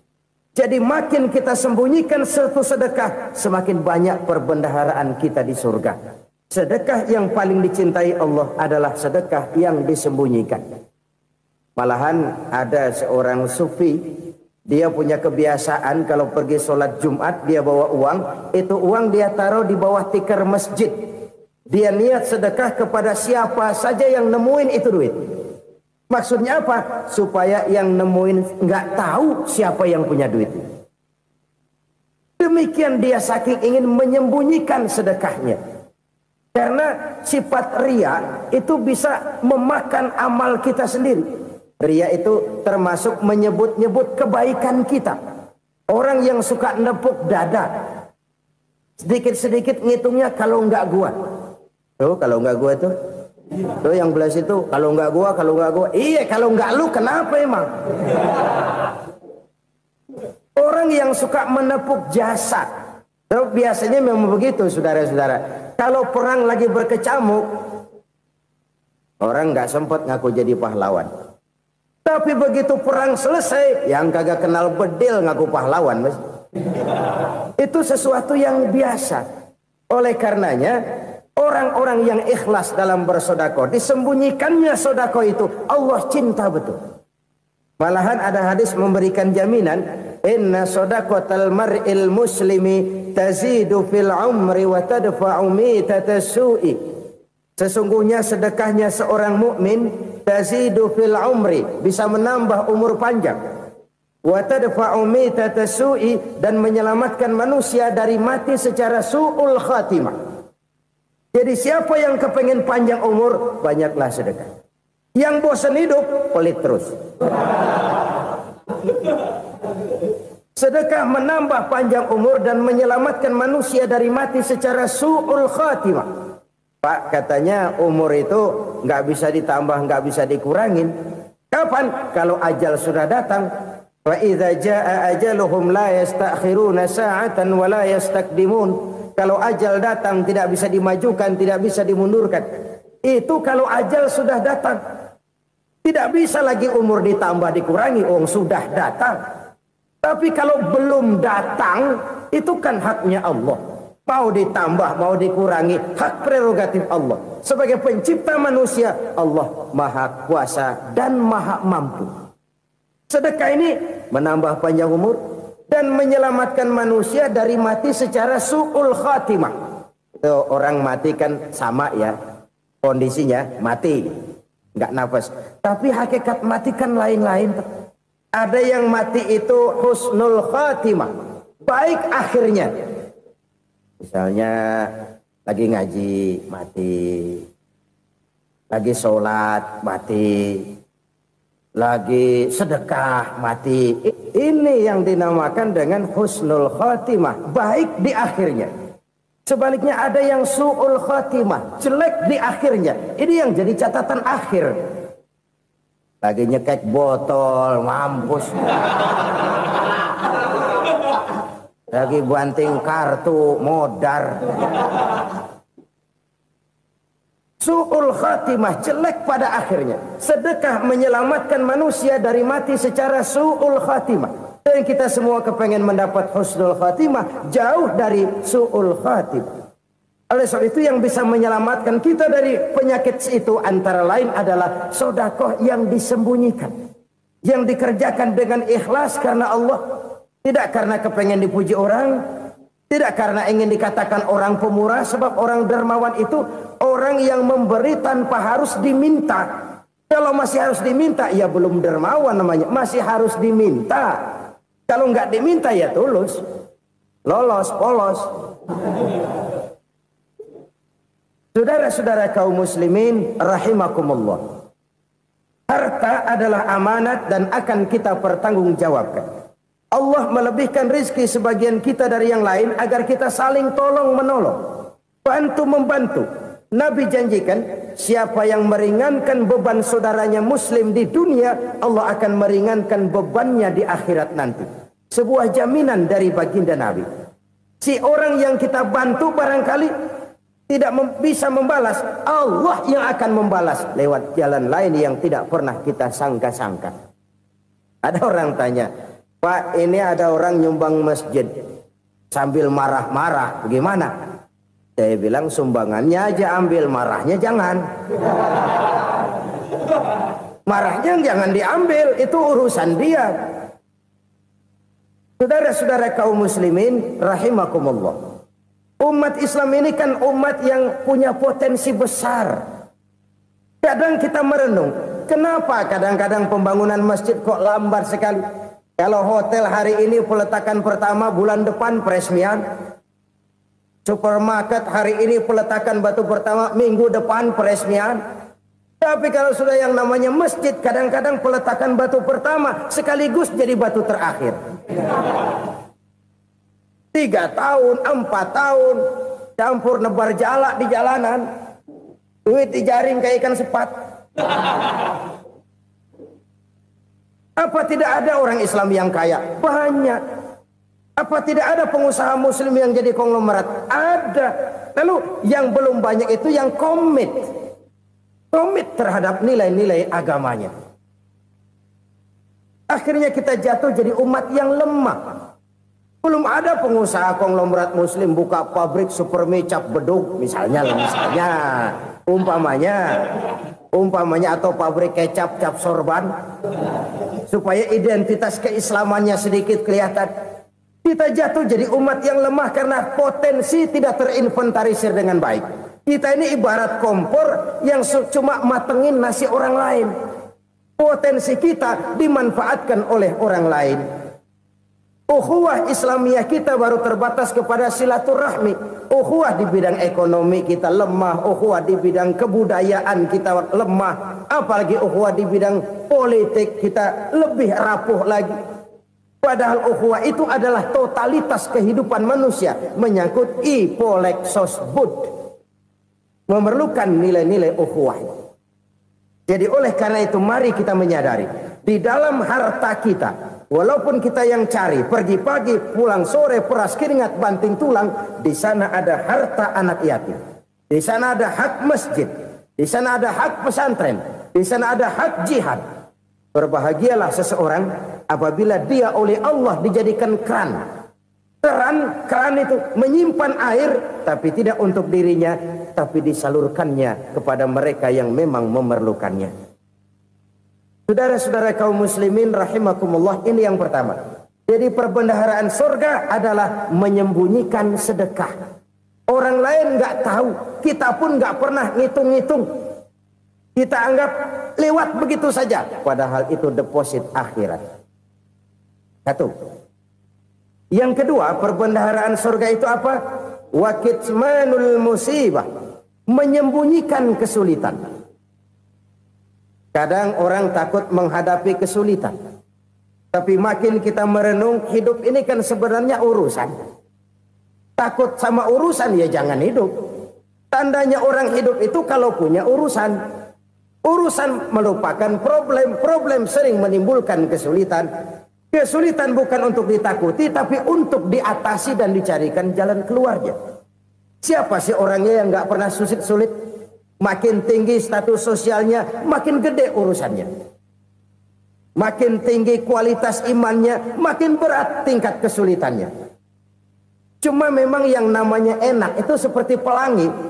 Biang lala itu nggak pernah di atas kepala kita, di atas kepala orang melulu. Lo sih enak lo, kata kita. Dia juga bilang yang enak kan lo. Pelangi itu nggak pernah di atas kepala kita. Kata tukang beca, aduh enak ya naik Mercy.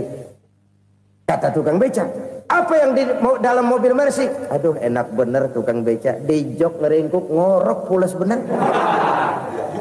Saya kamar pakai AC sejuk, tempat tidur sutra empuk, alga spring bed, gula kulik nggak bisa pulas kalau belum minum Valium, belum tidur. Enak bener tukang beca, di jok ngorok nggak tahu wetan kulon. Si tukang beca bilang yang di Mercy enak, yang di Mercy bilang tukang beca enak. Inilah enak, nggak pernah di atas kepala kita, di atas kepala orang lain melulu enak itu. Nah saudara-saudara, yang merupakan perbendaharaan surga itu orang yang bisa menyembunyikan kesulitan, baik pribadi ataupun rumah tangga. Nih terutama rumah tangga yang jadi soalnya. Kadang-kadang kita ini kalau senang, sebaliknya kalau senang kita diam, kalem aja, cuek. Banyak banget duit kita bawaan, diam aja udah. Malah ketemu orang takut. Tapi begitu susah, sekampung tahu. Padahal Nabi mengajarkan perbendaharaan surga itu menyembunyikan musibah, menyembunyikan kesulitan. Kalau enak, cerita sama orang-orang. Kalau nggak enak, rasain sendiri, tekan sendiri, atasin sendiri. Kita kan sebaliknya. Senang kita diam, asal lagi susah, paling tidak kita nyari teman buat cerita kesusahan. Siapa orangnya yang nggak pernah susah?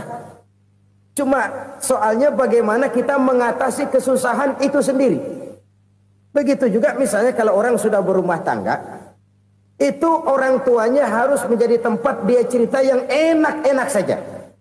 Yang nggak enak rasain berdua, selesaikan berdua, atasin berdua. Jangan dibalik. Asal senang diam, giliran susah saja. Maknya laporan. Terbalik. Bisa menjaga security informasi.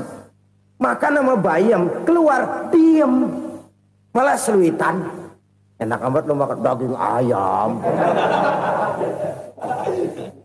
Security informasi. Saudara-saudara kaum muslimin rahimakumullah. Ujian yang terberat itu yang pernah diberikan kepada para nabi para rasul, para aulia, para ulama, makin tinggi keimanan, makin berat bentuk kesulitan. Ayo saya kemukakan satu contoh saja. Ada seorang nabi yang kaya, nabi kaya, namanya Nabi Ayub. Iblis kalau orang begini kan keki,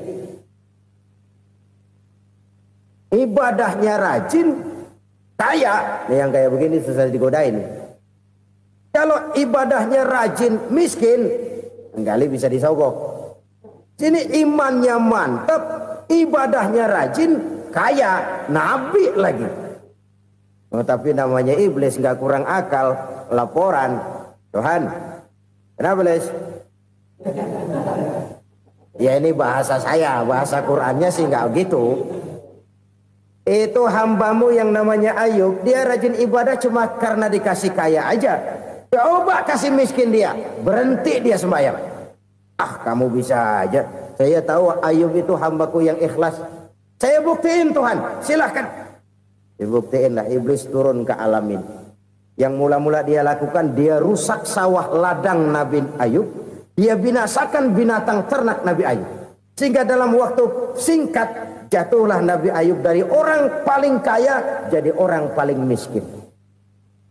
Beliau masih ibadah di mihrab dalam masjid. Datang iblis.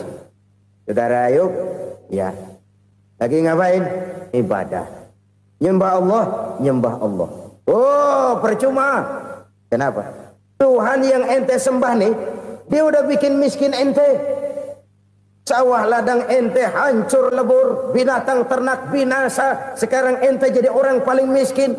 Ngapain nyembah Tuhan kayak begitu? Tekor. Udah berhenti dah ibadah, berhenti ibadah. Ini iblis sama Tuhan laporannya lain, yang dikerjakan kepada Nabi Ayub juga lain. Benar begitu iblis kata Nabi Ayub? Iya, sawah ladang saya habis, buras. Binatang ternak saya binasa, binasa. Saya miskin, bangpak. Apa jawab Nabi Ayub? Bukan innalillahi, ini hebat. Alhamdulillahillazi a'tani wa akhza minni. Segala puji bagi Allah yang telah memberikan harta kepada saya dan sekarang mengambilnya lagi. Alhamdulillah. Allah yang ngasih, Allah yang ambil. Itu mah urusan Allah. Iblis cuman ibadah jalan terus, sujud lagi Nabi Ayub. Iblis seleher gondok banget. Dasar Nabi nggak mempan dia apa-apain. Miskin malah alhamdulillah. Allah yang ngasih, Allah yang ngambil. Jadi kalau kita tidak komit, kita tidak terikat kepada kaya, miskin, senang, susah, apa yang bisa bikin kita susah? Jadikan kekayaan, kemiskinan, jadikan senang, susah sebagai anak buah yang bisa kita atur. Jangan kekayaan ngatur kita, jangan kemiskinan ngatur kita. Kita yang harus mengatur mereka. Senang, susah, kaya, miskin, bahagia, sengsara, jadikan itu anak buah yang bisa kita atur. Kalau sekarang kita kaya, lain saat boleh jadi kita miskin, semiskin-miskinnya. Allah yang ngasih, Allah yang ngambil. Tenaga mana yang bisa menghalangi? Ibadah jalan terus. Iblis makin gondok. Dasar Nabi loh. Akhirnya apa? Nabi Ayub dikerjain, diberikan penyakit. Demikian fatal penyakitnya. Bayangin, udah miskin sakit. Masya Allah. Miskin sakit. Sakitnya nggak lama, kira-kira 16 tahun. Istrinya 3, 2 mental minta ceraiin. Ngerawatin laki bengek begini. Senang belum tentu, susah udah pasti nih. Cerai aja, cerai dah. Cerai. Tinggal satu Siti Rahmah yang setia menemani beliau. Sesetia-setianya hati perempuan. Satu saat Siti Rahmah bilang, "Bang, iya, abang kan Nabi bang. Lalu namanya Nabi kan doanya jarang meleset bang. Maksud kamu minta kenapa sih sama Tuhan biar abang sembuh baik dah bang?" Siti Rahmah, iya. Saya sakit berapa tahun sih dah? 16 tahun bang. Sebelum ini saya sehat berapa tahun? Ya kira-kira 60 tahun bang. Nah coba ente banding-bandingin Rahmah. Saya dikasih sehat 60 tahun. dikasih sakit 16 tahun, sudah nggak sabar mau doa kepada Allah minta sembuh. Saya malu kepada Allah. Diuji dengan yang luar biasa seperti ini, tidak mengganggu stabilitas kehambaannya. Dia tetap menghamba kepada Allah Subhanahu wa ta'ala. Saudara-saudara kaum muslimin rahimakumullah. Kunci menghadapi kesulitan itu apa? Allah jelaskan dalam satu ayat, wa basyiris sabirin alladzina iza asabathum musibah qalu inna lillahi wa inna ilaihi raji'un. Gembirakan orang-orang yang sabar. Siapa mereka itu? Yang apabila mendapat musibah mereka kembali kepada keyakinan dasar, segalanya dari Allah dan segalanya akan kembali kepada Allah. Ini konsepsi dasar dari sikap muslim dalam menghadapi berbagai kesulitan. Segalanya dari Allah, segalanya akan kembali kepada Allah. Kalau ini sudah kondisi dasarnya, maka kita akan lapang menghadapi kenyataan bagaimanapun pahitnya. Apakah itu namanya miskin, apakah itu namanya sakit, bahkan maut sekalipun. Maut sekalipun. Segalanya dari Allah, segalanya akan kembali kepada Allah. Ini sikap hidup, bukan sekedar ucapan.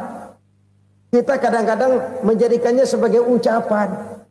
Mulutnya sehingga berhenti, innalillahi wa inna ilaihi raji'un, tapi nangisnya terus gerung-gerungan. Bukan itu, ini kesadaran moral. Kalau segalanya dari Allah, segalanya kembali kepada Allah, kan sebenarnya cuma nunggu giliran. Hari ini saya nyembayangin dia, entah hari apa saya disembayangin orang. Hari ini saya antar dia ke kubur, entah hari apa orang nganterin saya ke kubur. Hari ini saya tahlilkan dia, entah nanti kapan orang tahlilkan saya. Segalanya dari Allah, segalanya akan kembali juga kepada Allah. Oleh sebab itu saudara-saudara, kesulitan bukan untuk ditakuti. Kesulitan justru untuk diatasi, dicarikan jalan keluarnya. Dan tidak ada orang yang tidak pernah mendapat kesulitan. Tidak ada. Semakin tinggi status sosial, semakin tinggi kualitas keimanan, semakin besar juga tingkat kesulitan. Hanya saja bagaimana cara kita mengatasinya. Dan Al-Quran menyatakan, inna ma'al usri yusra. Di balik kesulitan itu pasti ada kemudahan. Roda itu berputar. Karena itu Rasulullah Sallallahu Alaihi Wasallam mengingatkan kepada kita, ta'arraf ilallahi firraha ya'rifka fisyiddah. Ingatlah kepada Allah di waktu kamu senang, supaya Allah ingat kepada kamu di waktu kamu susah. Kalau waktu senang kita ingat kepada Allah, kita susah, Allah tidak akan meninggalkan kita. Tapi kalau waktu senang kita jauh dari Allah, sujud tidak sempat, dengan masjid jauh, ketika senang kita lupakan Allah. Nanti begitu kita susah, Allah lupakan kita. Dan itu menyakitkan. Oleh karena itu orang-orang tua kita dulu bilang, kalau lagi sehat ingat-ingat lu bakal sakit nanti. Kalau lagi kaya ingat-ingat satu saat kita bakal jatuh miskin. Bahkan kalau lagi muda ingat-ingat kita bakal tua. Dan yang terpenting kalau lagi hidup ingat-ingat kita bakal mati. Saudara-saudara kaum muslimin rahimakumullah. Jadi yang kedua yang merupakan perbendaharaan surga, menyembunyikan musibah. Saudara-saudara kaum muslimin rahimakumullah. Hal ketiga yang merupakan perbendaharaan surga adalah wasilatur rahmi. Orang yang suka bersilaturahmi. Sebagaimana yang kita maklum bahwa manusia adalah makhluk yang disebut zon politika. Makhluk sosial yang tidak mungkin hidup sendiri-sendiri. Betapa dan siapapun kita memerlukan orang lain. Bodoh betul manusia kalau tinggal di tengah masyarakat tapi tidak mau bermasyarakat.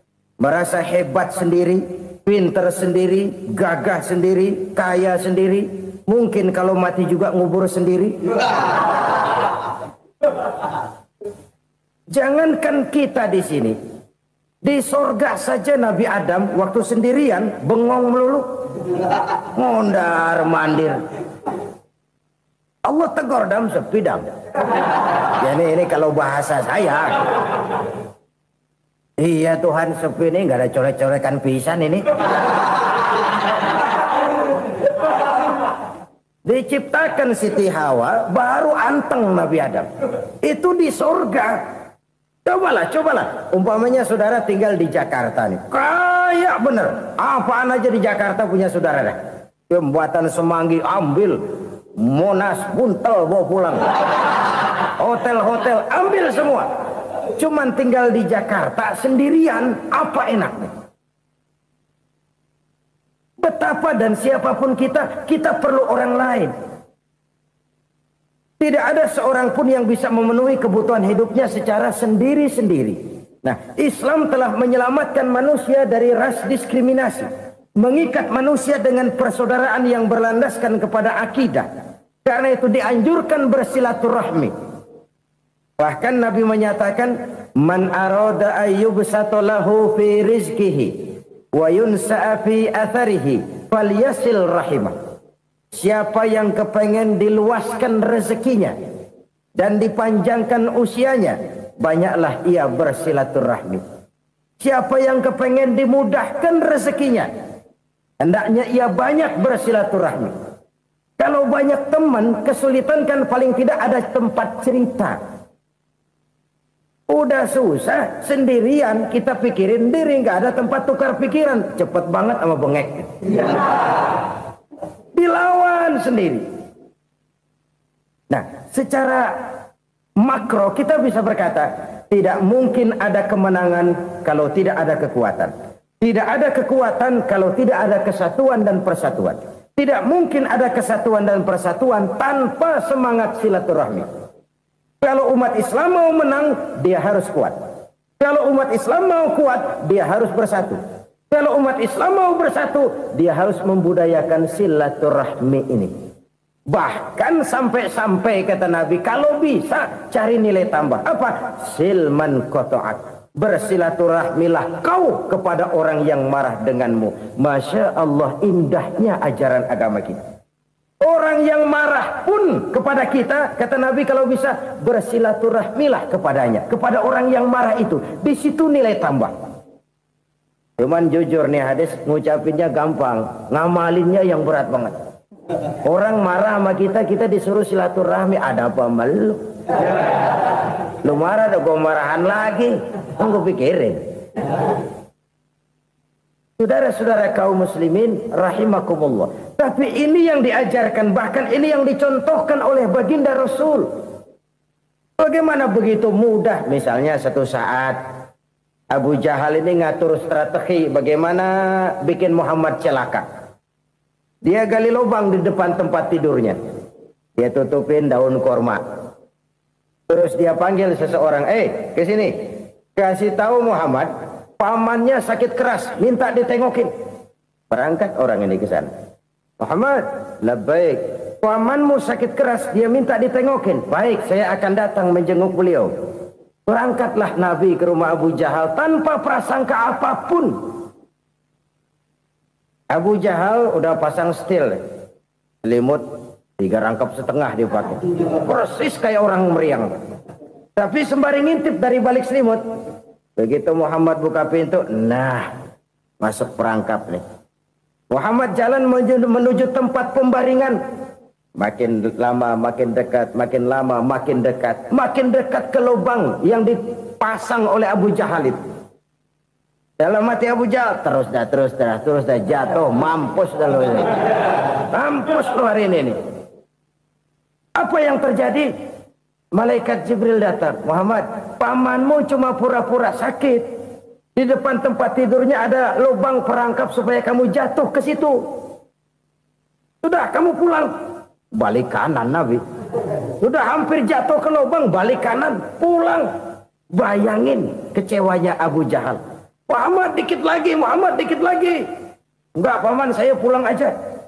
Emosi bangun dari tempat tidur, enggak sadar kalau lagi pura-pura sakit.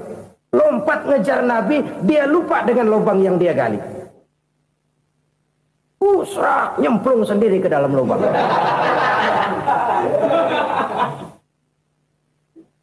Nabi terus berlalu. Ini terjadi keanehan. Jatuh ke lubang yang dia gali itu sebenarnya nggak terlalu dalam ya, antara 3-4 meteran lah. Tolong saya jatuh ke lubang ini. Datanglah pelayan-pelayannya itu. Angkat saya dari sini. Oh, yang ngulurin tambang. 1 gulung belum juga nyampe itu tambah. Kurang beli lagi ke warung. Sambung ulur lagi enggak juga bisa sampai. Wah ini kerjaan Muhammad ini. Tolong siapa salah seorang kamu ke rumah Muhammad, kasih tahu encangnya kecebur. Minta ditolongin. Sampaikan kepada Rasul. Kenapa? Pamanmu jatuh ke lubang, Muhammad minta tolong diangkatin. Tambang udah nyambung-nyambung nggak nyampe juga. Ya nanti saya datang saya tolong. Cobain. Nyata-nyata orang berniat jahat mau mencelakakan dia. Datang dia menolong. Ini yang disebut air tuba dibalas air susu ya ini. Bukan sebaliknya. Air tuba dibalas air susu. Paman, kecebur ya? Iya Muhammad, tolong ini. Pegang tangan saya. Nabi ulurkan tangannya. Nyampe. Dipegang oleh Abu Jahal. Diangkat ke atas. Sampai atas. Apa kata Abu Jahal? Sihirmu memang hebat Muhammad. Udah ditolongin dikata sihir. Yang enak kita kemplang kan itu orang begitu. Urusan apa? Tapi inilah akhlak. Kalau bisa kamu bersilaturahmilah dengan orang yang marah kepadamu sekalipun. Orang marah kita tetap baik. So, kalau kita berbuat baik sama orang yang memang baik, rasanya sih biasa-biasa aja. Orang baik kita baik lagi, ya draw aja, belum ada nilai tambah di situ. Baru ada nilai tambah kalau kita bisa berbuat baik kepada orang yang nyakitin kita. Itu namanya kita setingkat di atas dia. Dia sakitin kita, kita berbuat baik sama dia. Dia pelit sama kita, kita baik sama dia. Dia marahin kita, kita deketin dia. Di situ kita punya nilai tambah. Jadi siapa yang ingin diluaskan rezekinya kata Nabi dan dipanjangkan umurnya, hendaklah ia banyak-banyak bersilaturahmi. Sederhana sebenarnya silaturahmi. Tapi silaturahmi membangkitkan semangat kesatuan dan persatuan. Kesatuan dan persatuan melahirkan kekuatan. Dalam matematika, 1 ditambah 1 pasti 2. Tapi di tengah masyarakat, 1 orang takut ditambah 1 orang takut, hasilnya jadi 2 orang setengah berani. Kenapa setengah berani? Karena udah berdua. Tadi pan takut sendirian. Kalau dia kumpul turu-turu takutlah jadi berani.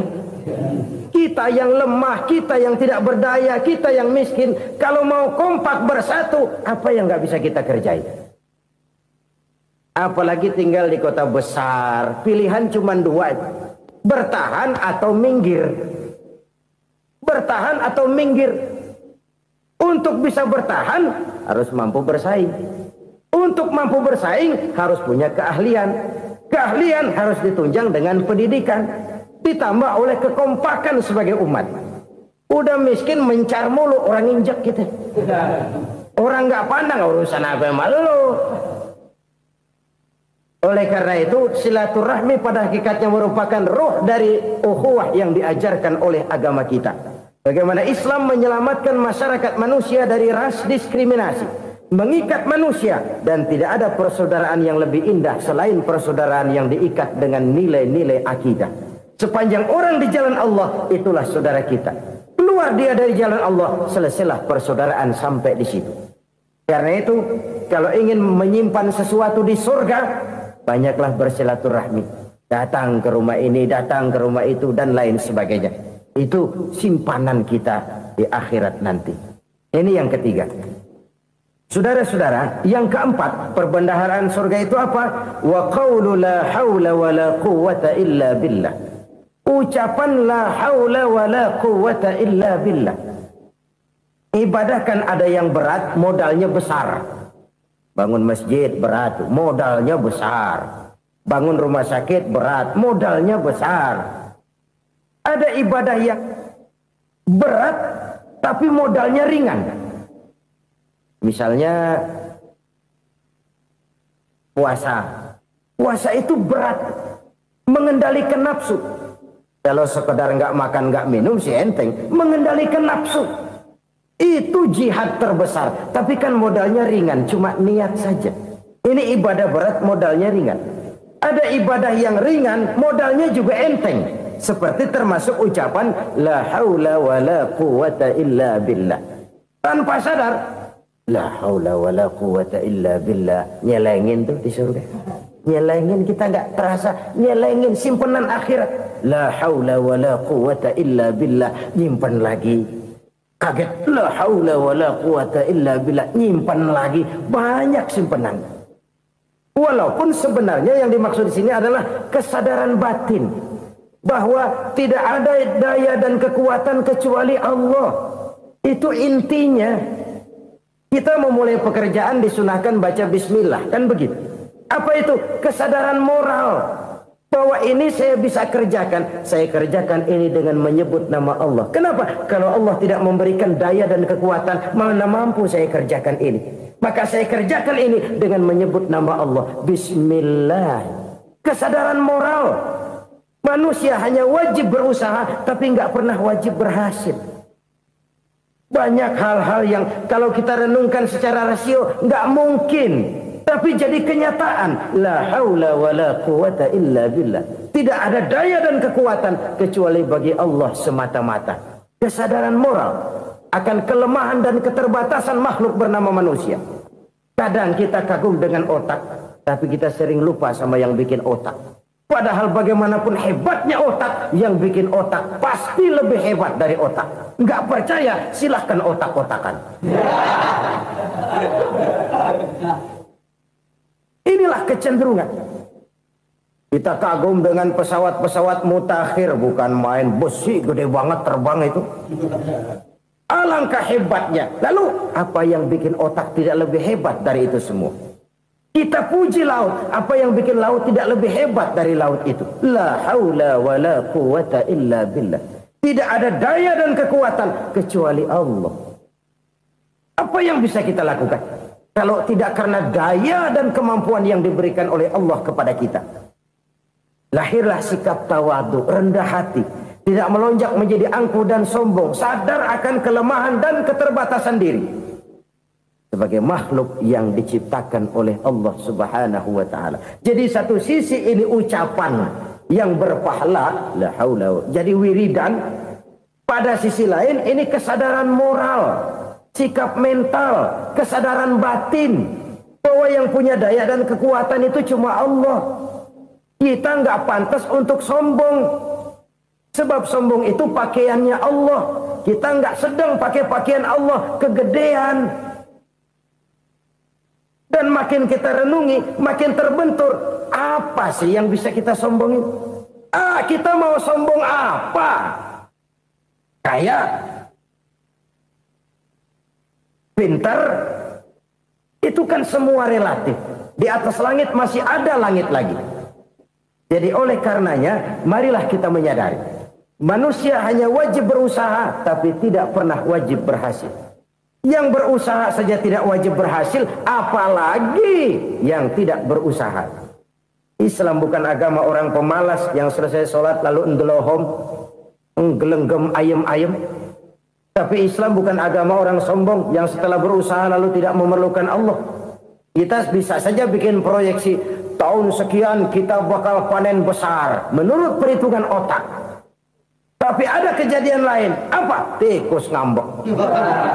Habis itu dimakanin tikus, panen gagal. Proyeksi rasional gagal oleh tikus-tikus yang ngambek itu. Bisa saja terjadi. Tahun depan kita panen besar, urung. Kenapa? Musim panas panjang. Dan sekarang ini koran-koran bikin berita musim mengalami penyelewengan. Bukan cuma manusia yang nyeleweng sekarang. Musim pakai nyeleweng. Mestinya kan musim hujan udah selesai, masih hujan-hujan juga. Musim. Nah sekarang kita boleh bikin proyeksi, kita bakal panen besar. Tahu-tahu musim panas panjang, sawah retak, air kering. Cari teknokrat yang paling botak, suruh pendekin tuh musim panas. La haula wa la quwata illa billah. Inilah kesadaran moral. Saudara, saya teringat satu saat ada seorang konglomerat. Umurnya ya kira-kira 70-an. Suatu saat dia ditanya oleh wartawan, "Pak, umur Bapak berapa sih?" "Ya paling 10 tahun. 10 tahun. 10 tahun. Anak bapak berapa orang? Satu saja. Satu. Harta bapak berapa? Ya paling-paling bangsa 7 juta kali. 7 juta? Iya. Pak, kenapa bapak bohongi saya? Bapak punya buku biografi. Koran-koran, majalah-majalah banyak memuat cerita riwayat hidup bapak. Saya tahu umur bapak 70. Kenapa bilang cuma 7 tahun? Saya tahu anak bapak 8. Kenapa cuma bilang 1? Saya tahu harta bapak miliaran, mungkin triliunan. Pabrik di mana-mana, bank di mana-mana. Kenapa bilang uang bapak cuma 7 juta? Nah, kata si konglomerat tadi, kamu benar nak, kamu benar. Umur saya kalau jumlahnya memang 70 nak. Cuman ingat-ingat saya, baru 7 tahun terakhir ini saya sujud. Baru 7 tahun terakhir ini saya berusaha dekat dengan Allah. Saya laksanakan perintahnya, saya jauhi larangannya. 7 tahun inilah rasanya yang ada nilainya di hadapan Allah. Yang 63 tahun matong, kelabu, kelem umur gue. Habis untuk maksiat, untuk munkarat. Maka ketika ditanya tadi, umur saya 7 tahun itu. Oh begitu Pak. Oh iya. Lalu anak Pak. Anak bapak kan 8. Kenapa bilang cuma 1? Nah, kalau jumlah hitungannya memang anak saya 8. Tapi dari 8 orang ini rasanya cuma 1 nih. Yang bakal jadi buah hati, belahan jantung. Pelanjut cerita, penerus sejarah. Bakal jadi anak soleh yang akan mendoakan saya. Cuma 1 rasanya anak saya ini yang bakal jadi buah hati saya. Besar-besaran saya. Yang akan mendoakan di kubur saya. Yang akan mendoakan di akhirat saya. Yang 7 orang mana? Masya Allah, yang 1 tenggeng, yang 1 nyekek botol mulu, yang 1 nggak karu-karuan. Makanya saya bilang 1 anak saya yang akan bisa mendoakan saya. Oh begitu Pak. Iya. Nah harta Pak, harta bapak kan triliunan. Pabrik bapak di mana-mana. Uang bapak hampir di tiap bank-bank besar. Kenapa bilang cuma 7 juta? Betul kau nak. Harta saya kalau jumlahnya memang miliaran, triliunan mungkin. Tapi yang saya ingat baru 7 juta tuh yang saya belanjakan di jalan Allah. Saya nyumbang masjid, saya santuni yatim piatu, saya bantu pembangunan pesantren, saya bantu pembangunan rumah sakit Islam. Itu yang akan saya bawa pulang ke akhirat, yang 7 juta itu. Yang triliunan itu nanti akan diperebutkan oleh anak-anak saya sebagai waris saya. Jadi harta saya 7 juta itu yang bakal nemenin saya di akhirat. Yang akan saya bawa pulang jadi teman saya. Saudara-saudara kaum muslimin, jangan-jangan orang tua itu adalah kita-kita ini. Jangan-jangan kita-kita ini adalah orang tua itu. Jangan-jangan itu potret dari diri kita masing-masing. Dari sekian umur yang diberikan Allah, berapa tahun yang ada nilainya di hadapan Allah? Dari sekian anak-anak yang merupakan amanah, berapa yang akan mendoakan kita sebagai orang tuanya menjadi anak soleh? Dari sekian banyak harta yang diberikan Allah, berapa yang akan kita bawa pulang menghadapnya nanti, yang kita belanjakan di jalan Allah? Ini sebuah potret kehidupan. Karena itu kita kembali kepada la haula wa la quwwata illa billah. Kita wajib berusaha, kita wajib berikhtiar. Selebihnya, segala daya dan kekuatan hanya milik Allah saja semata-mata. Satu kesadaran batin dari setiap pribadi muslim. Setelah ia berusaha dan berikhtiar, ia menyerahkannya kepada Allah Subhanahu wa ta'ala. Jadi, satu sisi ini merupakan wiridan ucapan yang mengandung pahala. Pada sisi lain, ini merupakan sikap batin dari seorang muslim di dalam ia menghadapi realitas kehidupan ini. Saudara-saudara kaum muslimin, rahimakumullah. Kalau ini kita jadikan satu basis kehidupan, maka ini akan menyelamatkan manusia dari kemungkinan tergelincir menjadi orang yang lupa diri dan lupa darata.